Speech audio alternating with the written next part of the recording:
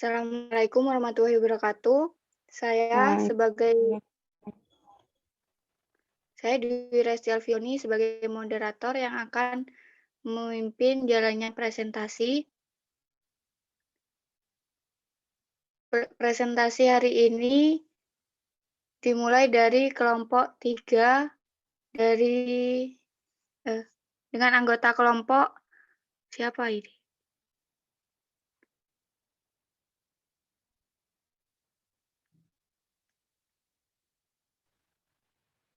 baik, saya ambil alih moderator. Silakan kelompok 3 mulai.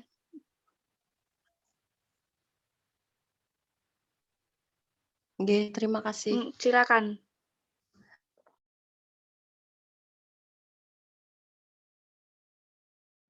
Saya perwakilan dari kelompok 3 akan mempresentasikan asuhan keperawatan paliatif tentang gagal ginjal terminal. Next. Yang beranggotakan Windy Melia Ardianti, Fitria sendiri Mutimaturifah, Sofiatun Kusnadi, Fauzi Nur Rahman, Intan Mahrisa, Novianti Citra, kemudian Delila Iza, dan Madadilah Nadif.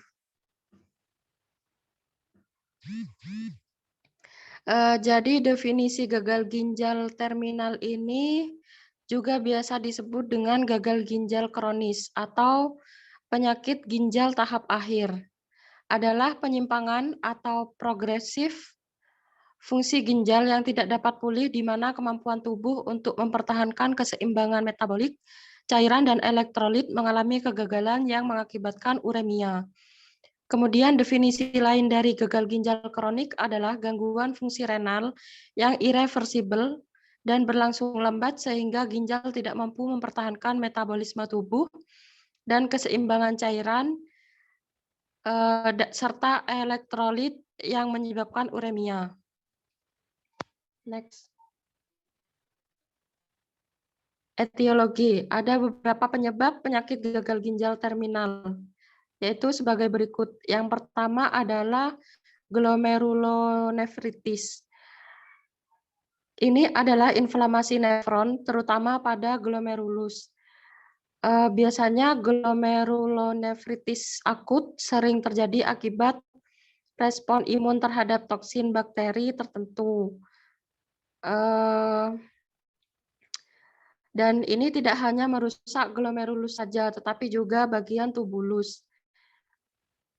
Kemudian yang kedua ada pilonefritis kronis, adalah inflamasi ginjal dan pelvis ginjal akibat infeksi bakteri. Inflamasi dapat berawal dari traktus urinaria bawah atau kandung kemih dan menyebar ke ureter atau karena infeksi yang dibawa darah dan limfe ke ginjal. Kemudian yang ketiga ada batu ginjal. Batu ginjal ini juga biasa disebut kalkuli urinaria, terbentuk dari pengendapan garam kalsium, magnesium, asam urat, atau sistein. Batu-batu kecil dapat mengalir bersama urin. Batu yang lebih besar akan tersangkut dalam ureter dan menyebabkan rasa nyeri yang tajam atau biasa disebut kolik ginjal, yang menyebar dari ginjal ke selangkangan. Etiologi yang keempat adalah penyakit polikistik ginjal, ditandai dengan kista multiple, bilateral, dan berekspansi yang lambat laun mengganggu dan menghancurkan parenkim ginjal normal akibat penekanan. Kemudian yang kelima ada conclusion atau nefropati diabetik, merupakan salah satu penyebab kematian terpenting pada diabetes mellitus yang lama. Diabetes mellitus menyerang struktur dan fungsi ginjal dalam berbagai bentuk. Nefropati diabetik adalah istilah yang mencakup semua lesi yang terjadi di ginjal pada diabetes mellitus. Selanjutnya akan dilanjutkan oleh Novianti Citra. Selanjutnya ada patofisiologi. Patofisiologi gagal ginjal terminal pada awalnya tergantung dari penyakit yang mendasarinya. Namun setelah itu proses yang terjadi adalah sama. Pada diabetes mellitus terjadi hambatan aliran pembuluh darah sehingga terjadi nefropati diabetik, di mana terjadi peningkatan tekanan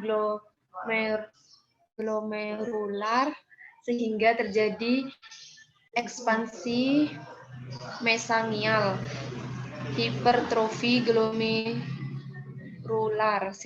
Semua itu akan menyebabkan berkurangnya area filtrasi yang mengarah pada glomerulosklerosis. Tingginya tekanan darah juga menyebabkan terjadi gagal ginjal terminal. Tekanan darah yang tinggi menyebabkan perlukaan pada arteriol aferen ginjal sehingga dapat terjadi penurunan filtrasi. Pada pasien gagal ginjal terminal terjadi peningkatan kadar air dan natrium dalam tubuh. Disebabkan karena gangguan ginjal dapat mengganggu keseimbangan sehingga terjadi peningkatan intake natrium yang akan menyebabkan retensi natrium dan meningkatkan volume cairan ekstrasel. Reabsorpsi nutrium akan menstimulasi osmosis air dari lumen tubulus menjadi kapiler, sehingga dapat terjadi hipertensi yang menyebabkan kerja jantung meningkat dan merusak pembuluh darah ginjal. Rusaknya pembuluh darah ginjal ini mengakibatkan gangguan filtrasi dan meningkatkan keparahan dari hipertensi.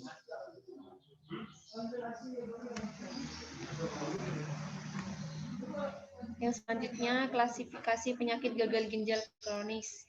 Stadium-stadium gagal ginjal kronis didasarkan pada tingkat GFR yang tersisa, mencakup penurunan cadangan ginjal, yaitu terjadi apabila GFR turun 50% dari normal. Yang kedua itu ada insufisiensi ginjal, terjadi apabila GFR turun menjadi 20-35% dari normal. Nefron-nefron yang tersisa sangat rentan mengalami kerusakan sendiri karena beratnya beban yang mereka terima. Yang ketiga ada gagal ginjal, yang terjadi apabila GFR berkurang dari 20% normal, semakin banyak nefron yang mati. Yang ketiga, penyakit ginjal stadium akhir. Itu terjadi apabila GFR menjadi kurang dari 5% dari normal, hanya penyakit nefron fungsional yang tersisa. Di seluruh ginjal ditemukan jaringan parut dan atrofi tubulus. Selanjutnya akan dilanjutkan oleh Fauzi.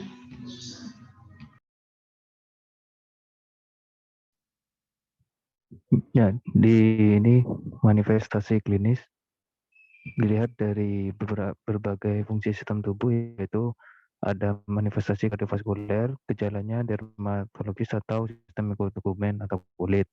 Terus ada gejala gastrointestinal, perubahan neuromuskular, perubahan hematologis. Terus ada keletihan dan letargi, sakit kepala, kelemahan umum. Dan yang terakhir, pasien secara bertahap akan lebih mengantuk.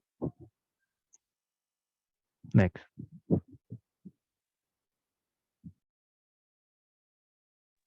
Untuk di pemeriksaan penunjangnya yang diperiksa itu ada urin, darah, dan pemeriksaan radiologik. Nah, di pemeriksaan urin itu yang diperiksa volumenya, warna, berat, jenis urinnya, dan kandungan protein. Di pemeriksaan darah, hitung darah lengkap, lalu GDA dan osmolaritasium. Pada pemeriksaan radiologik cukup banyak, yaitu jenisnya ada foto ginjal, periol ginjal, sistematogram berkemi, ultrasnografi, hingga MRI atau magnetic resonance imaging. Ada termasuk EKG di dalamnya juga. Next. Nah, untuk penata laksananya itu tentukan dan tata laksana terhadap penyebabnya, optimalisasi dan pertahankan keseimbangan cairan garam, lalu diet tinggi kalori rendah protein, kendalikan hipertensi, jaga keseimbangan elektrolit, mencegah dan tata laksana penyakit tulang akibat gagal ginjal kronik, modifikasi terapi obat sesuai dengan keadaan ginjalnya, lalu deteksi dini terhadap kompilasi dan berikan terapi, persiapkan program hemodialisis, yang terakhir transplantasi ginjal.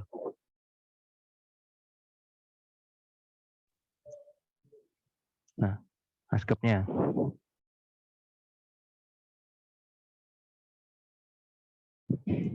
Next.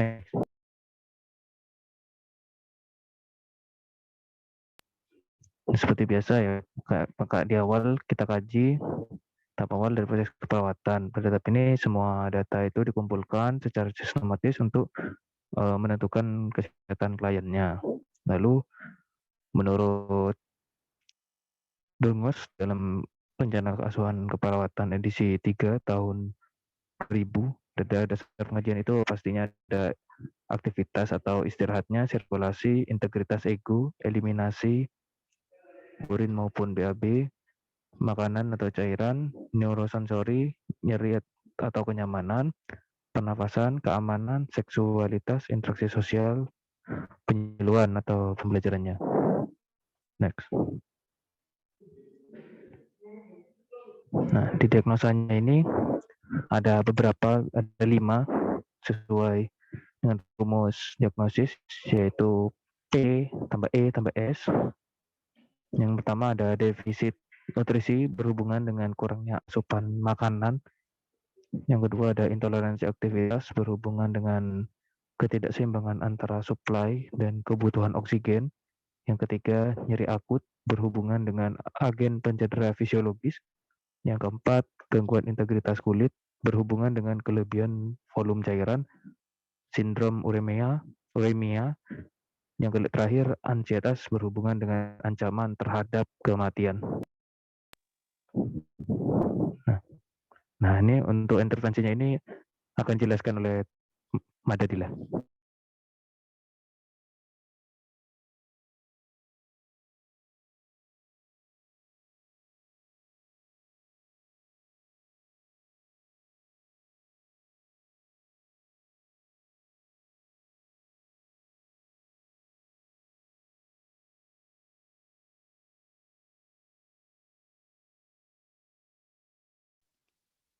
Silakan dilanjutkan oleh anggota kelompok yang lainnya. Oh ya, ya tidak jadi Mada, ganti ke itu siapa? Si Sofi. Baik, selanjutnya yaitu intervensi. Yang pertama defisit nutrisi berhubungan dengan kurangnya asupan makanan. Gejala dan tanda mayor subjektif, tidak tersedia. Objektif, 1, berat badan menurun minimal 10% di bawah rentan ideal. Gejala dan tanda minor subjektif, 1, cepat kenyang setelah makan, 2, kram atau nyeri abdomen. Yang ketiga, nafsu makan menurun. Objektif, 1, bising usus, 2, hiperaktif, 3, otot punggungnya lemah, 4, otot lemah, 5, membran mukosa pucat, 6, sariawan, 7, serum albumin turun, 8, rambut rontok berlebihan, 9, diare. Selanjutnya tujuan dan kriteria hasil.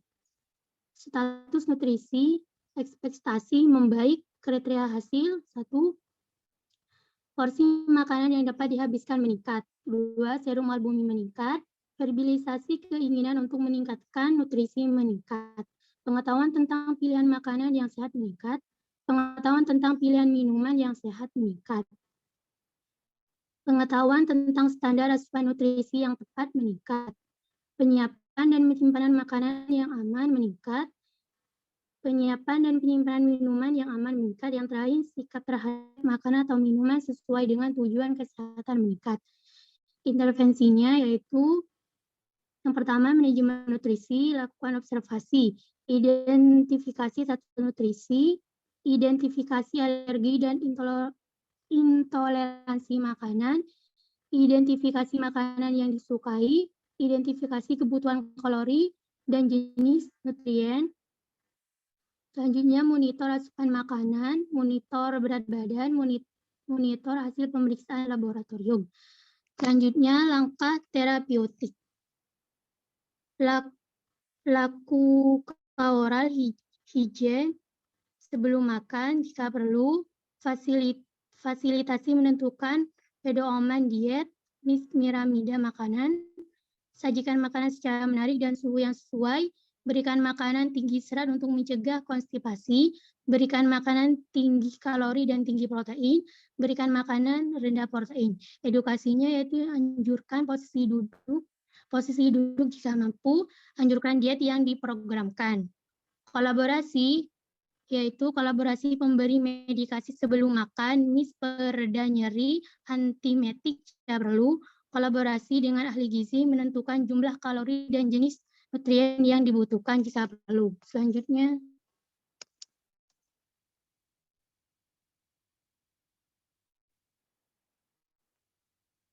yang kedua yaitu intoleransi aktivitas berhubungan dengan ketidakseimbangan antara suplai dan kebutuhan oksigen. Gejala dan tanda mayor subjektif 1, mengeluh lelah. 2, dispenia saat atau setelah aktivitas. 3, merasa tidak nyaman setelah beraktivitas. 4, merasa lemah. Objektif 1, frekuensi jantung meningkat kurang dari 20% dari kondisi istirahat. Yang kedua, tekanan darah berubah kurang 20% dari kondisi istirahat. 3, gambaran EKG menunjukkan aritmia saat atau setelah aktivitas. 4, gambaran EKG menunjukkan iskemia. Yang kelima, sianosis. Tujuan dan kriteria hasil, yaitu toleransi aktivitas, ekspektasi meningkat. Kriteria hasil, frekuensi nadi meningkat, saturasi oksigen meningkat, kemudahan dalam melakukan aktivitas hari-hari meningkat. Dispenia saat aktivitas menurun, perasaan lemah menurun, aritmia saat beraktivitas menurun, sianosis menurun, tekanan darah membaik, frekuensi nafas membaik, EKG, iskemia membaik. Intervensi, yaitu manajemen energi. Pertama, lakukan observasi. Identifikasi gangguan di fungsi tubuh yang mengakibatkan kelelahan. Monitor kelelahan fisik dan emosional. Monitor pola dan jam tidur. Monitor lokasi dan ketidaknyamanan selama melakukan aktivitas. Lakukan terapeutik. Sediakan lingkungan nyaman dan rendah stimulus. Cahaya, suara, kunjungan. 2, lakukan latihan rentang gerak pasif atau aktif. Berikan aktivitas distraksi yang menegangkan.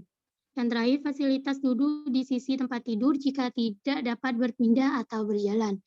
Edukasi, yaitu anjurkan tiara baring, anjurkan melakukan aktivitas secara bertahap, anjurkan menghubungi perawat jika tanda dan gejala kelelahan tidak berkurang. Ajarkan strategi coping untuk mengurangi kelelahan. Selanjutnya, lakukan kolaborasi, yaitu dengan ahli gizi tentang cara meningkatkan asupan makanan. Selanjutnya. Untuk intervensinya dibaca poin-poinnya saja ya? Oh iya. Yang ketiga, akut berhubungan dengan agen panca indera fisiologis. Gejala dan tanda mayor subjektif, mengeluh nyeri, objektif. Tampang beringis, bersikap protektif, misal waspada, pasti menghindari nyeri, gelisah, frekuensi nadi meningkat, sulit tidur. Terus tujuan dan kriteria hasil. Tingkat nyeri, ekspektasi menurun, kriteria hasil. Keluhan nyeri menurun, beringis menurun, gelisah menurun, kesulitan tidur menurun, menarik diri menurun. Intervensi manajemen nyeri. Pertama, observasi. Identifikasi lokasi, karakteristik durasi, frekuensi, kualitas, intensitas, nyeri, dan tidur.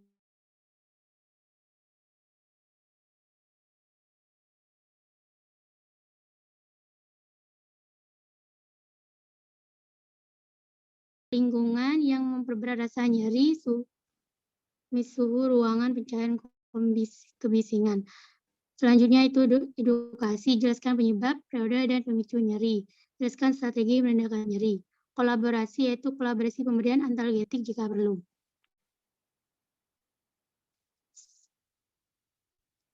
Yang nomor 4, gangguan integritas kulit berhubungan dengan kelebihan volume cairan, yaitu sindrom uremia. Gejala tanda mayor subjektif tidak tersedia. Kerusakan jaringan atau lapisan kulit, kriteria hasil, integritas kulit dan jaringan ekspektasi meningkat. Kriteria hasil yaitu elastisitas meningkat, hidrasi meningkat, perkusi jaringan meningkat. Intervensi perawatan integritas kulit, observasi, identifikasi penyebab gangguan integritas kulit, perubahan sirkulasi, perubahan substitusi, penurunan kelembapan, suhu lingkungan ekstrim, penurunan mobilitas. Terabiotik, ubah posisi tiap 2 jam jika berbaring. Lakukan pemijatan pada area penonjolan tulang jika perlu. Lokasi, anjurkan menggunakan pelembab, mist lotion atau serum, anjurkan minum air yang cukup, anjurkan meningkatkan asupan nutrisi. Slide selanjutnya.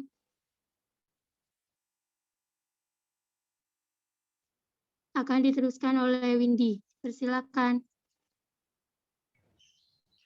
Untuk diagnosa kelima, ansietas berhubungan dengan ancaman terhadap kematian.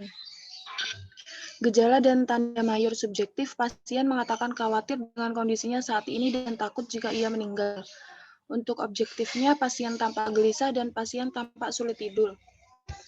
Gejala dan tanda minor subjektif tidak tersedia, objektifnya nadi meningkat, pernapasan meningkat, tremor, wajah pasien terlihat pucat. Untuk tujuan dan kriteria hasilnya, verbalisasi kebingungan menurun, verbalisasi khawatir terhadap kondisi yang dihadapi menurun, perilaku gelisah menurun, frekuensi nadi menurun, frekuensi pernapasan menurun, tremor menurun, pucat menurun, dan pola tidur membaik. Untuk intervensinya, observasi identifikasi saat tingkat ansietas berubah, monitor tanda-tanda ansietas. Untuk terapeutiknya, temani pasien untuk mengurangi kecemasan, pahami situasi yang membuat ansietas, dengarkan pasien dengan penuh perhatian, gunakan pendekatan yang tenang dan meyakinkan, motivasi mengidentifikasi situasi yang memicu kecemasan. Untuk edukasi, jelaskan secara faktual mengenai diagnosis, pengobatan, dan prognosis. Kedua, anjurkan keluarga untuk selalu bersama pasien. Ketiga, latih kegiatan pengalihan untuk mengurangi ketegangan. Keempat, latih teknik relaksasi. Untuk kolaborasinya, pemberian obat anti-ansietas jika perlu. Next.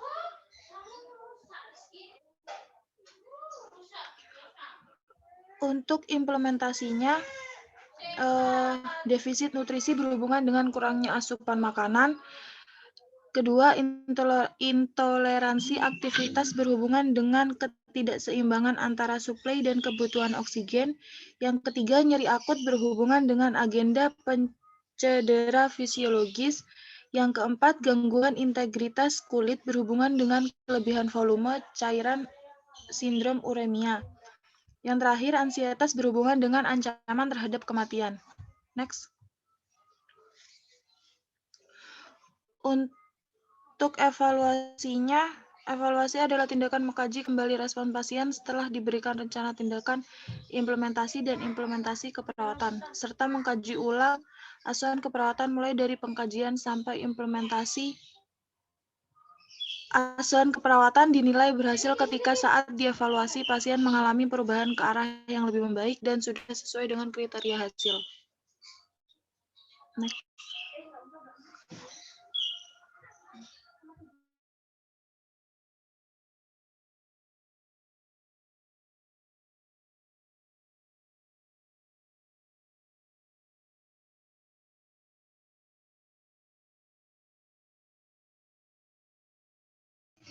Ini untuk analisis jurnalnya juga dibacakan.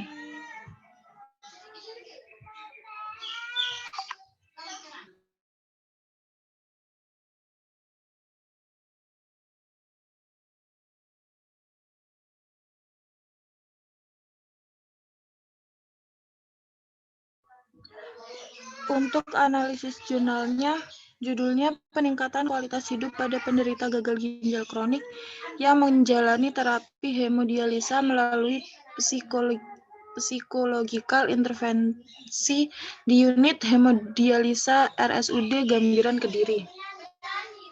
Penulisnya Widayati DNFL tahun 2015, Jurnal Ilmu Kesehatan. Perubahan gaya hidup menyebabkan terjadi pergeseran penyakit di Indonesia. Pergeseran tersebut terjadi dari penyakit menular menjadi penyakit degeneratif. Penyakit degeneratif yang muncul sangat bervariasi dan dapat berkembang menjadi penyakit terminal. Jumlah pasien dengan penyakit terminal baik pada dewasa dan anak seperti penyakit kanker, penyakit degeneratif, penyakit paru obstruktif kronis, kistik fibrosis, stroke, Parkinson, gagal jantung, penyakit genetika, dan penyakit infeksi seperti HIV, AIDS semakin meningkat dan memerlukan perawatan paliatif. Di samping kegiatan promotif, preventif, kuratif, dan rehabilitatif.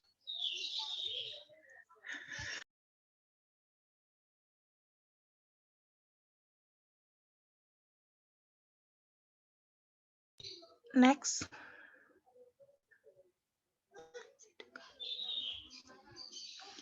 Kondisi kesehatan pasien terminal secara fisiologis membuat pasien mengalami perubahan yang cukup signifikan.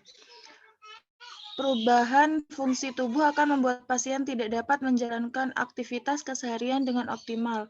Rutinitas terapi yang dijalani akan membuat pasien mengalami banyak hal baru yang membutuhkan penyesuaian individu. Menurut Leung tahun 2003.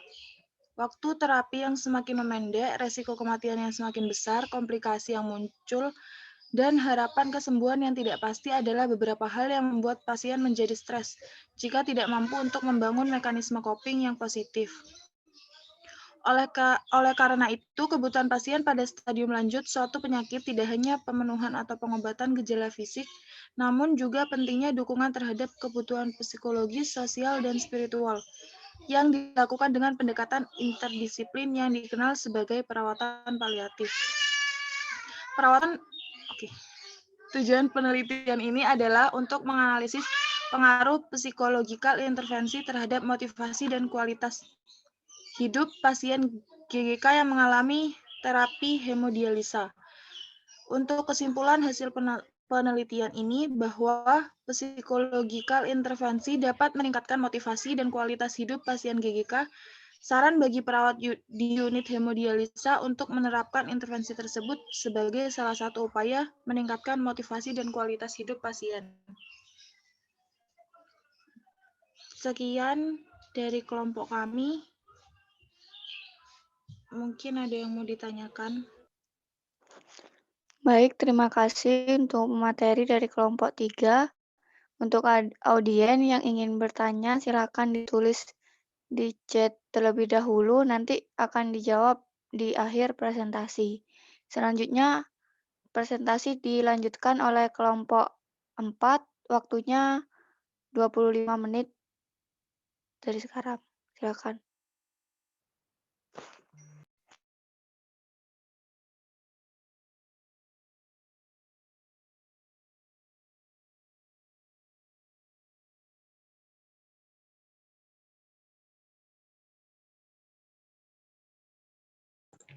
Apakah PPT-nya sudah terlihat?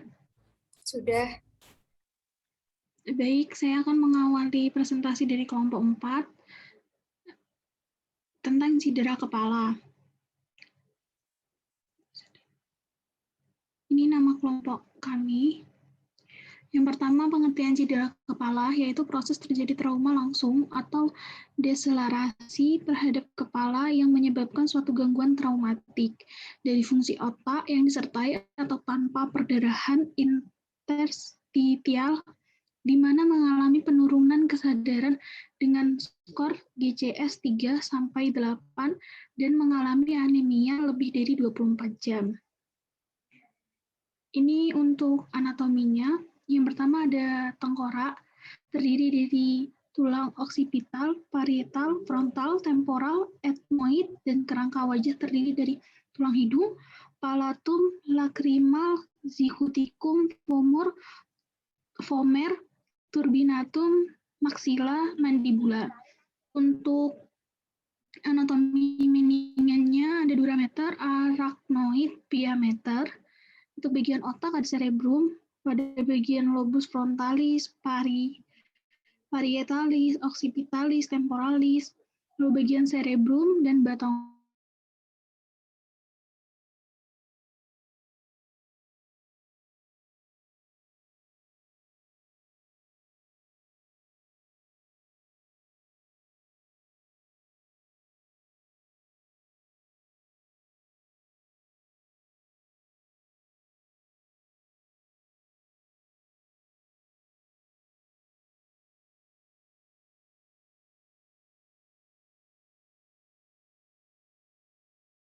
etiologinya yang pertama, pukulan langsung rotasi tabrakan otak. sebentar. Dan yang Risa. kedua yaitu gimana? Sebentar, recordnya Oh, keputus. iya. Iya, maaf sinyalnya.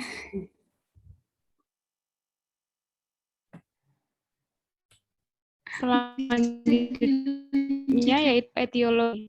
Yang pertama yaitu pukulan langsung, rotasi otak. Dan yang kedua yaitu peluru oleh benda, trauma saat lahir. Dan yang ketiga yaitu efek dari kekuatan atau energi, dan efek percepatan dan perlambatan. Next nih.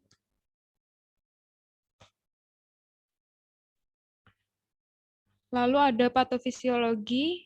Yang pertama, cedera kepala ini terjadi karena trauma tajam atau tumpul seperti terjatuh, dipukul, kecelakaan, dan trauma saat lahir yang dapat mengenai kepala dan otak sehingga mengakibatkan terjadinya gangguan pada fungsi otak dan seluruh sistem dalam tubuh. Bila trauma mengenai ekstrakranial akan dapat menyebabkan adanya laserasi pada kulit kepala dan pembuluh darah sehingga terjadi perdarahan. Dan yang kedua yaitu menyebabkan fraktur yang dapat menyebabkan desakan pada otak dan perdarahan pada otak. Tekanan intrakranial, dampak peningkatan tekanan intrakranial antara lain yaitu terjadinya kerusakan jaringan otak, bahkan bisa terjadi kerusakan susunan syaraf kranial, terutama motorik yang mengakibatkan terjadinya gangguan dalam mobilitas. Lalu akibat hipoksia ini, tadi yang bila trauma mengenai ekstrakranial, ini akibat hipoksia ini otak mengalami edema cerebri dan peningkatan volume darah di otak sehingga tekanan intrakranial akan meningkat.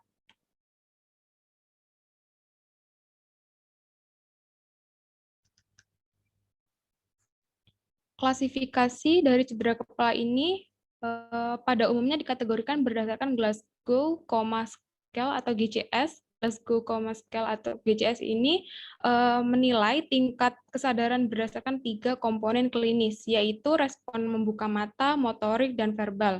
Nilai GCS adalah nilai total dari ketiga komponen, yaitu antara 3 sampai 15.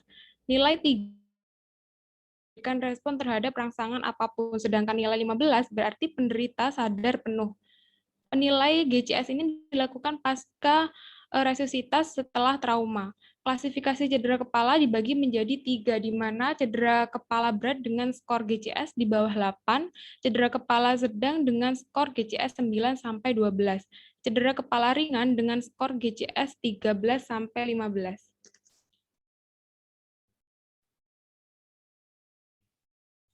Manifestasi klinisnya cedera kepala ringan ini yang pertama kebingungan saat kejadian dan kebingungan terus menetap setelah cedera. Yang kedua yaitu pusing menetap dan sakit kepala, gangguan tidur, perasaan cemas, kesulitan berkonsentrasi, pelupa, gangguan bicara, masalah tingkah laku. Gejala-gejala ini dapat menetap selama beberapa hari, beberapa minggu, atau lebih lama setelah konkusio cedera. Yang kedua yaitu cedera kepala sedang. Terjadi kelemahan pada salah satu tubuh yang disertai dengan kebingungan atau bahkan koma. Gangguan kesadaran, abnormalitas pupil, awitan tiba-tiba defisit neurologi, perubahan TTV, gangguan penglihatan dan pendengaran, disfungsi sensorik, kejang otot saat sakit kepala, vertigo, dan gangguan pergerakan. Manifestasi klinis pada cedera kepala berat yaitu amnesia, tidak dapat mengingat peristiwa sesaat sebelum dan sesudah terjadinya penurunan kesehatan, pupil tidak aktual, pemeriksaan motorik tidak aktual, adanya cedera terbuka, fraktur tengkorak dan penurunan neurologik, nyeri, menetap atau setempat, biasanya menunjukkan fraktur. Fraktur pada kubah kranial menyebabkan pembengkakan. Selanjutnya dilanjutkan oleh teman saya.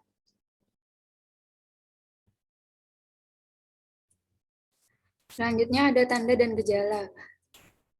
Cedera kepala diklasifikasikan dalam berbagai aspek. Secara praktis dikenal 3 deskripsi klasifikasi, yaitu berdasarkan mekanisme, berat ringan, dan morfologi. Yang pertama, mekanisme cedera kepala. Cedera kepala diklasifikasikan dalam berbagai aspek.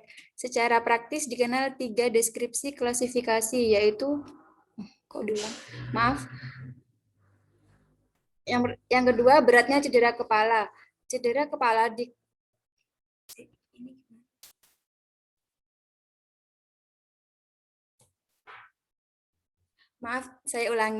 cedera kepala diklasifikasikan dalam berbagai aspek. Secara praktis dikenal 3 deskripsi klasifikasi, yaitu berdasarkan mekanisme, berat, dan morfologi. Yang morfologi yaitu ada fraktur kranium, lesi intrakranial, cedera otak difusi, perdarahan epidural, perdarahan subdural, kontusio, dan perdarahan intracerebral. Next.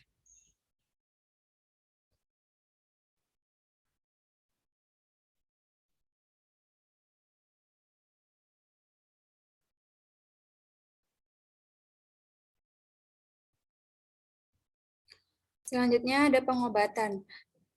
Yang cedera kepala berat GCS lebih dari 8, yang pertama resusitasi jantung paru, jalan nafas, airway, pernafasan breathing, sirkulasi. Yang kedua pemeriksaan fisik, lalu tekanan intrakranial, hiperventilasi, drainase, terapi diuretik. Ada 2, yaitu diuretik osmotik, monitor 20%, loop diuretik, furosemid. Terapi barbitural, fenobarbital, steroid, posisi tidur. Yang keempat, keseimbangan cairan elektrolit. Yang kelima, nutrisi. Yang keenam, epilepsi atau kejang. Cedera kepala sedang GCS 9-12 dilakukan pemeriksaan neurologi berkala, stabilisasi kardiopulmoner, dan CT scan.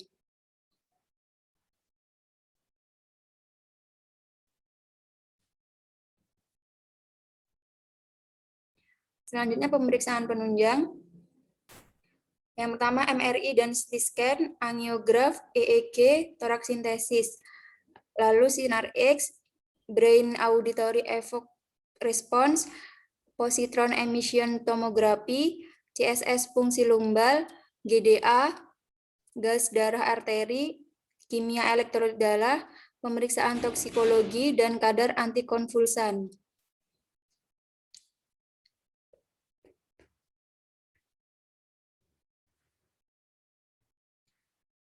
Selanjutnya ada penata laksanaan, keperawatan, dan medis. Keperawatan, lakukan observasi 24 jam. Jika pasien masih muntah, sementara dipuasakan terlebih dahulu. Hanya cairan infus dextrose 5%, amnifusin, aminovel 18 jam pertama dan terjadinya kecelakaan. 2-3 hari kemudian diberikan makanan lunak. Lalu berikan terapi intravena bila ada indikasi. Pada anak diistirahatkan atau tirah baring. Yang penata laksanaan medis, berikan dexamethasone atau kalmethasone sebagai pengobatan antiedema cerebral, dosis sesuai dengan berat ringannya trauma.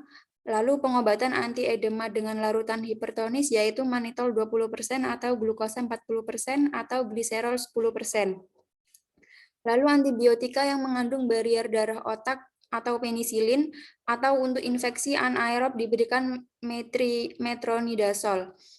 Lalu pembedahan bila ada indikasi atau hematom epidural besar, hematom subdural, cedera kepala terbuka, fraktur implesi kurang dari 1 diplo, lakukan pemeriksaan angiografi cerebral, lumbal fungsi, CT scan, dan MRI.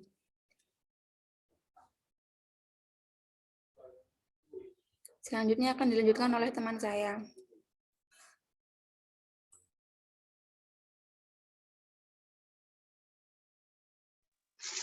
Selanjutnya, asuhan keperawatan. Yang pertama, identitas pasien. Terdiri dari nama, umur, jenis kelamin, status, agama, pendidikan, pekerjaan, dan alamat. ada riwayat kesehatan, lalu ada pengkajian per sistem, ada sistem pernafasan, sistem kardiovaskuler, sistem perkemihan, sistem gastrointestinal, sistem muskuloskeletal, dan sistem persyarafan. Selanjutnya ada pengkajian pola aktivitas sehari-hari, ada pola makan, aktivitas istirahat, sirkulasi, integritas ego, eliminasi, serta nyeri dan kenyamanan.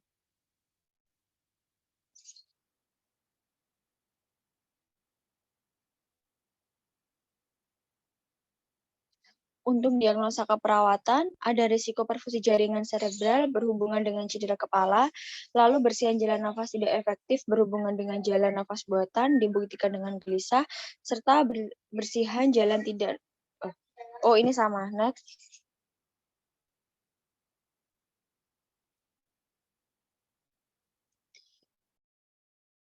Lalu selanjutnya untuk diagnosa keperawatan risiko perfusi jaringan serebral berhubungan dengan cedera kepala. Untuk kriteria hasilnya yaitu setelah dilakukan intervensi keperawatan selama 1 kali 24 jam, maka resiko perfusi jaringan serebral membaik dengan kriteria hasil, tingkat kesadaran meningkat, sakit kepala menurun, dan gelisah menurun. Ini untuk observasi, terapeutik, serta kolaborasi yang dilakukan. Ada identifikasi penyebab, peningkatan TIK, monitor tanda gejala peningkatan TIK, monitor status pernafasan, monitor intake dan output cairan, lalu meminimalkan stimulus dengan menyediakan lingkungan yang tenang, berikan posisi semi-fowler, pertahankan suhu tubuh normal, lalu melakukan kolaborasi pemberian sedasi dan antikonvulsan. Next. Selanjutnya ada bersihan jalan nafas tidak efektif berhubungan dengan adanya jalan nafas buatan, dibuktikan dengan gelisah. Untuk kriteria hasilnya yaitu setelah dilakukan intervensi keperawatan selama 1 kali 24 jam, maka bersihan jalan nafas membaik dengan kriteria hasil, batu efektif meningkat, sulit bicara menurun, gelisah menurun. Dan tindakan keperawatan yang dapat dilakukan yaitu ada observasi, terapeutik, dan edukasi, yaitu mengidentifikasi kemampuan batuk, monitor adanya retensi sputum, lalu monitor input, dan melakukan terapeutik yaitu atur posisi semi-fowler, pasang perlak dan bengkok di pangkuan pasien, lalu memberikan edukasi dengan menjelaskan tentang tujuan dan prosedur batuk efektif, anjurkan tarik nafas dalam melalui hidung selama 4 detik, dan anjurkan mengulangi tarik nafas dalam hingga 3 kali.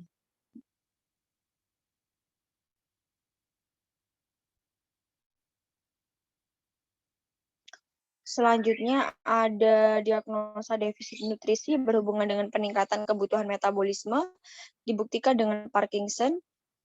Untuk kriteria hasil yaitu setelah dilakukan intervensi keperawatan selama 1 kali 24 jam, maka defisit nutrisi membaik dengan kriteria hasil, porsi makan yang dihabiskan meningkat, berat badan massa indeks tubuh meningkat.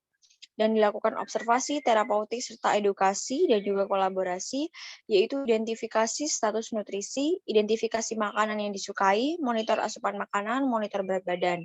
Dan lakukan oral hygiene sebelum makan jika perlu, berikan suplemen makanan dan jika perlu. Untuk edukasinya, anjurkan posisi duduk, ajarkan diet yang diprogramkan. Next.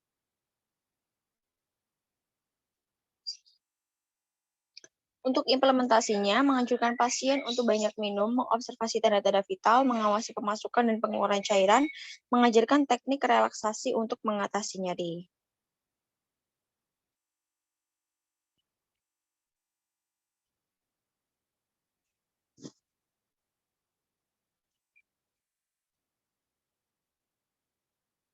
Bisa dilanjutkan oleh teman saya.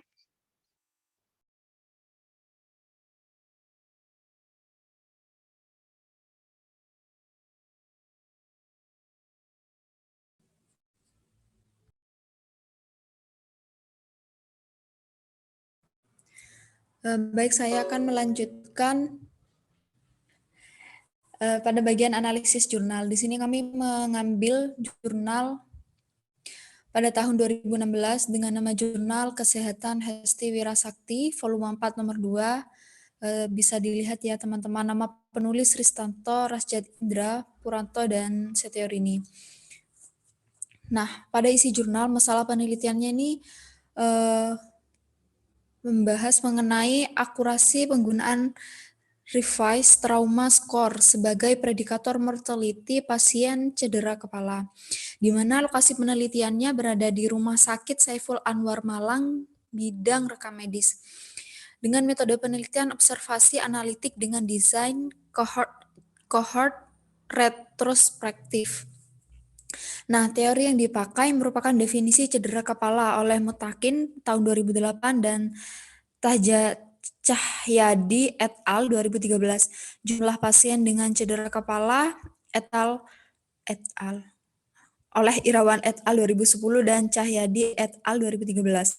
Perhitungan RTS oleh Rapsang dan Syam 2015. Bozat et al. 2015, Champion 89, faktor yang mempengaruhi cedera kepala oleh Bozat, Kondo, dan Laitin. Di mana hasil penelitiannya didapatkan bahwa terdapat hubungan yang bermakna antara mortality pasien dalam 7 hari perawatan dengan skor GCS, SBP, RR, dan SPO2 dengan p-value dari semua variabel independen kurang dari 0,05.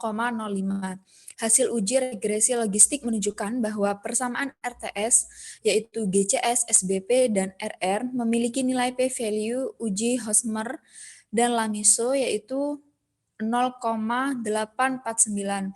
Nilai sensitivity sebesar 0,93, specificity 0,863, positive predictive value 0,95, NPV 0,79, dan dengan AUC 0,942.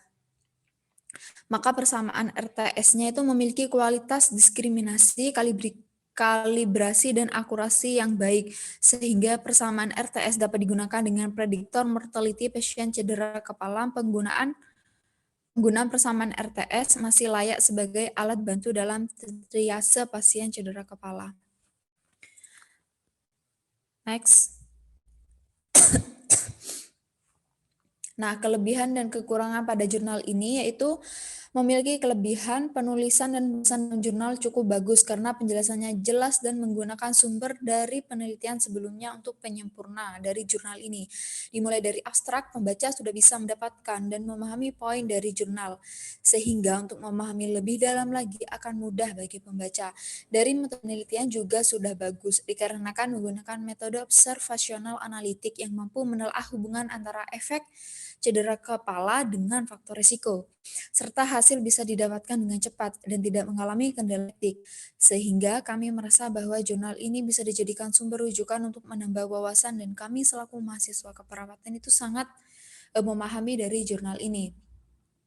Kekurangannya, dari data mengenai pajanan faktor risiko diperoleh dengan mengandalkan daya ingat atau catatan medik, sehingga daya ingat responden menyebabkan terjadinya recall bias, baik itu karena lupa atau responden yang mengalami efek cenderung lebih mengingat pajanan faktor risiko daripada responden yang tidak mengalami efek. Nah, data sekunder. Dalam hal ini, catatan medik rutin yang sering dipakai sebagai sumber data juga tidak begitu akurat atau objektivitas yang realitas pengukuran variabel itu yang sangat kurang, terlebih karena responden mengalami cedera kepala. Next. Oke, terima kasih. Sekian dari kami.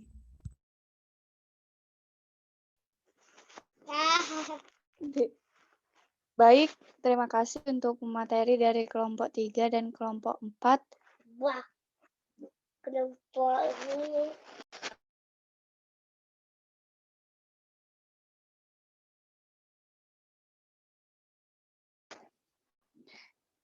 Baik, di sini ada 2 pertanyaan dari Novianti Citra Agustin kepada kelompok 4 dan dari Inayatus Zakiyah untuk kelompok 3.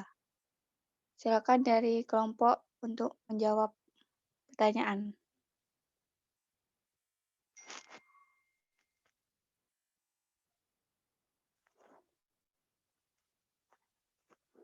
Katanya sama Mutik.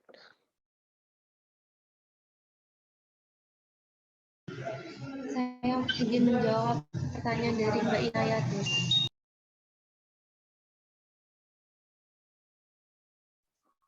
Iya, silakan. Silakan sebutkan nama dan NIM. Novianti NIM 67. Ini kan pertanyaannya bagaimana tahap-tahap melakukan komunikasi yang baik pada pasien GGT yang mendekati ajal untuk mengurangi rasa takut yang dihadapi pasien, meringankan nyeri dan penderita pasien, meringankan beban keluarga dan mencapainya kematian yang baik. Jadi menurut saya melakukan komunikasi dan diskusi dapat dilakukan dalam 4 langkah. Yang pertama itu inisiasi diskusi, yaitu membangun hubungan antara pasien dan keluarga termasuk menunjukkan wakil pengambil keputusan dan mendapatkan gambaran umum mengenai keinginan dan pandangan pasien terhadap hidup dan penyakitnya. Yang kedua itu penjelasan prognosis, yaitu tujuannya disampaikan dengan jujur dan menggunakan bahasa yang mudah dipahami oleh pasien dan keluarga. Penyampaiannya prognosis secara langsung dengan tetap memberikan semangat dan perhatian kepada pasien. Yang ketiga itu menggunakan identifikasi tujuan end of life. Tahap ini yaitu terbuka mengenai perawatan medis yang diinginkan, tujuan dan harapan di akhir hidup pasien. Banyak pasien memiliki harapan untuk dapat memaksimalkan waktu bersama keluarga dan kerabat, beraktivitas maksimal, menghindari nyeri dan menghindari perawatan di rumah sakit dan prosedur medis yang tidak dilakukan. Harapan ini harus dipertimbangkan dalam perencanaan dan pengambilan tindakan medis. Yang keempat itu melakukan perencanaan perawatan end of life, yaitu tujuan untuk mencapainya pemahaman pasien tentang pilihan terapi medis dan dapat mengambil keputusan mengenai resusitasi serta waktu yang tepat untuk memulai perawatan paliatif. Selanjutnya ini mungkin ditambah oleh Rifah. Saya Fatimah Rifah, NIM 063, izin menambahkan jawaban dari Novianti Citra. Jadi berdasarkan komunikasi paliatif yang sudah diberikan oleh Ibu Ayesi, di sini terdapat beberapa strategi komunikasi. Yang pertama adalah mempersiapkan lokasi dan situasi untuk berdiskusi. Hal ini adalah untuk memastikan bahwa pasien dan keluarga dalam kondisi baik. Kemudian kita sebagai tenaga kesehatan menunjukkan rasa empati dan peduli dalam diskusi. Kemudian pertahankan kontak mata dengan pasien dan keluarga, serta berikan bahasa tubuh yang baik. Kemudian strategi yang kedua adalah melibatkan orang-orang terdekat pasien, terutama pengambil keputusan. Misalnya di sini ketika kita akan menyampaikan suatu informasi kepada pasien maupun gagal ginjal kronis ini, kan orang-orang terdekatnya, misal seperti ayah, ibu, atau keluarganya. Di sini kita bisa memberikan jeda waktu bagi pasien untuk mengungkapkan apa yang dirasakannya. Kemudian strategi yang ketiga adalah menggali informasi dari pasien dan caregiver. Jadi kita di sini menjelaskan maksud dan tujuan diadakannya diskusi. Kemudian berikan kesempatan untuk bertanya secara detail apa yang ingin mereka ketahui. Kemudian strategi yang selanjutnya adalah memberikan informasi sesuai kebutuhan pasien dan keluarga. Di sini ketidakpastian dan keterbatasan dari prognosis dan masa akhir kehidupan. Kemudian minimalkan penggunaan kata-kata meninggal dan sekarat dalam menyampaikan informasi. Yang selanjutnya adalah strategi menghargai pertimbangan dan emosi pasien. Jadi kita harus mengetahui rasa takut, kekhawatiran, dan reaksi emosional dari pasien. Kemudian tahap yang selanjutnya adalah memberikan harapan yang realistis dan tidak berlebihan. Jadi kita harus bersikap jujur tetapi tidak memberikan informasi yang berlebihan dari yang diinginkan pasien. Kemudian jangan memberikan informasi negatif untuk memberikan harapan palsu kepada pasien. Yang selanjutnya adalah memberikan kesempatan untuk pasien dan keluarga untuk bertanya dan berdiskusi. Kemudian yang terakhir adalah strategi mendokumentasikan komunikasi. Jadi setelah kita melakukan diskusi dengan pasien maupun keluarga, kita harus membuat ringkasan hasil diskusi di catatan medis pasien. Mungkin itu saja. Bagaimana Mbak Inai? Terima kasih, sudah cukup jelas. Sama-sama.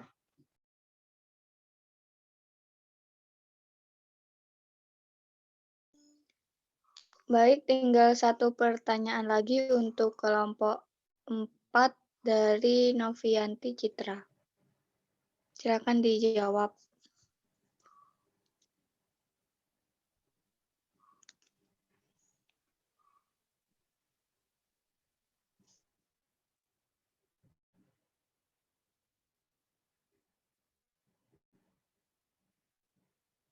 Baik, saya akan mencoba menjawab pertanyaan dari Mbak Novianti Citra.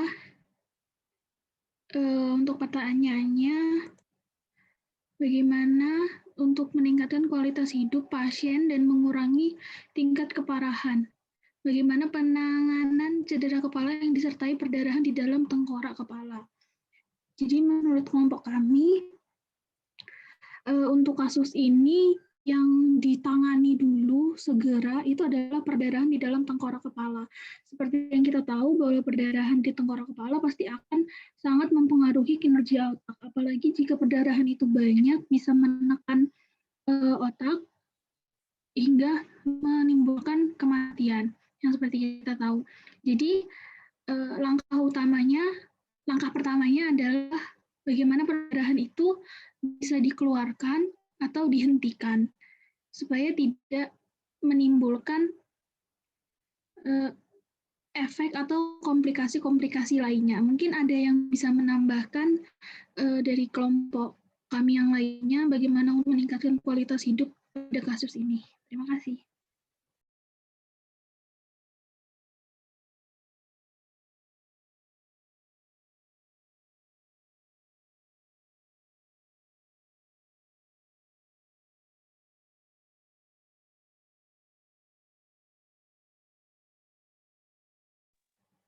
Medi bisa menambahkan, Mei, bagaimana meningkatkan kualitas hidup dan mengurangi keparahannya.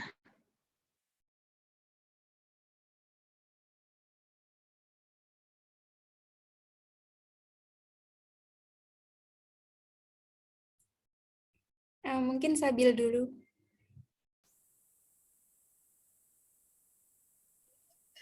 Izin menambahkan, untuk mengenai, izin saya akan membahas mengenai tentang ini meningkatkan kualitas hidup pasien. Tadi kan sudah disebutkan bagaimana cara untuk menangani perdarahan di dalam otak untuk pasien dengan cedera kepala.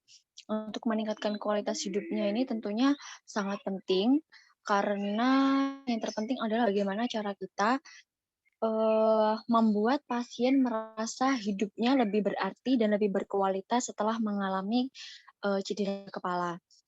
Tidak hanya mengenai tentang dari segi biologis, tapi juga psikis, spiritual, itu juga perlu. Bagaimana caranya? Yang pertama caranya yaitu dengan menggali potensi diri yang dimiliki oleh pasien. Dengan mengetahui potensi diri, tentunya pasien akan lebih berkualitas dalam hidupnya. Sehingga dalam pemikirannya tidak hanya tentang masalah penyakit yang dialami, tetapi dia juga bisa enjoy dengan penyakit yang sedang diderita olehnya. Lalu dari segi spiritual, dia lebih bagaimana caranya kita lebih memberikan wejangan atau motivasi yang dapat meningkatkan intensitas serta kualitas ibadahnya. Jadi pasien lebih percaya diri dalam menghadapi masalah kesehatan yang sedang dialaminya. Untuk masalah psikologisnya, kita sebagai perawat tentunya perlu memberikan motivasi bahwa penyakit bisa dikalahkan dengan motivasi diri yang kuat tentunya. Mungkin itu tambahan dari saya, bisa ditambahkan oleh Medi. Baik, selain yang disampaikan oleh Sabil tadi, peningkatan kualitas hidup juga ada di tangan penanganan perawat. Yang pertama, penanganan perawat di tempat kejadian. Jangan memijat daerah kepala atau leher yang mengalami cedera. Pindahkan klien dengan cara sejajar. Awasi pergerakan sendinya, leher, dan tulang belakang. Jangan dilakukan sendiri, lakukan dengan tim. Lalu baringkan penderita dan pertahankan posisi kepala sejajar dengan leher. Bila penderita masih sadar, jangan berikan makanan atau minuman. Segera hubungi pihak berwajib seperti call ambulan dan bawa ke UGD terdekat. Lalu penanganan di rumah sakit, istirahatkan total untuk menghindari pendarahan di dalam kepala lebih lanjut. Lalu lakukan pemeriksaan laboratorium darah, pemberian obat-obatan, CT scan kepala dan X-ray atau ronsen, lalu pembedahan untuk mengeluarkan gumpalan darah di otak, dan perawatan di ruang intensif bila memerlukan alat bantu pernafasan atau ventilator. Jadi yang disampaikan Sabil tentang psikologi spiritual tadi juga bisa didukung oleh penanganan di tempat kejadian dan penanganan di rumah sakit untuk meningkatkan kualitas hidup. Apakah bisa dipahami? Ya, sudah. Makasih.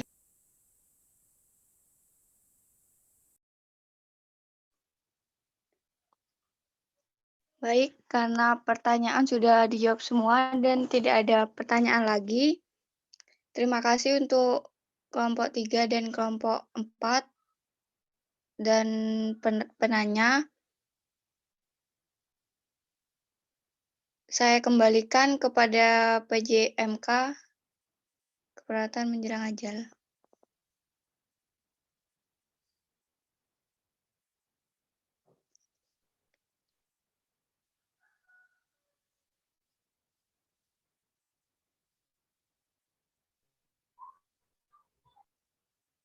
Ini langsung diakhiri, tah?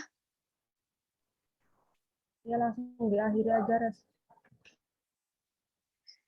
Oke, akhiri bisa. Baik. Gimana? Ya apa ngakhiri? Terima kasih buat teman-teman yang udah berpartisipasi. Untuk kuliah hari ini diakhiri saja ya. Sebelum diakhiri, mari kita berdoa menurut kepercayaan masing-masing. Berdoa mulai.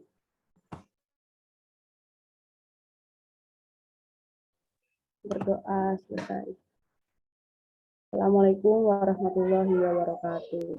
Waalaikumsalam warahmatullahi wabarakatuh. Terima kasih.